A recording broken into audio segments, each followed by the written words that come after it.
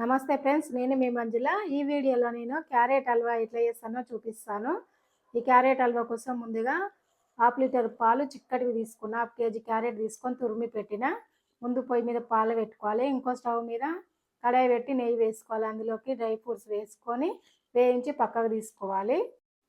రెండు పెట్టుకోవాలి. ఇటొక పక్క అటొక పక్క పెట్టుకొని మంచిగా రెండు కలుపుతూ ఉండాలి.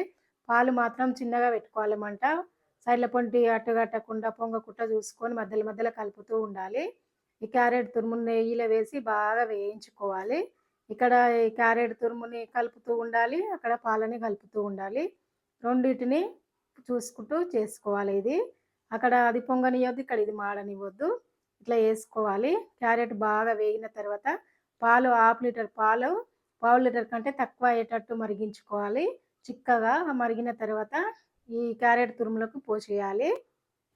ఆల్రెడీ మనకు క్యారెట్ మెత్తబడిపోయింది, నెయ్యిలోనే వేగింది, ఉడికింది కొద్దిగా.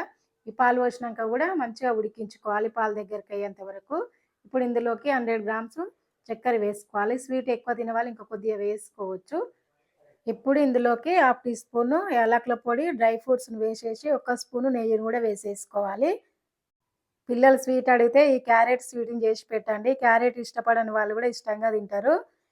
ఎంతో టేస్టీగా ఉండే క్యారెట్ హల్వా రెడీ. నోట్లో వేసుకుంటే కరిగిపోతుంది.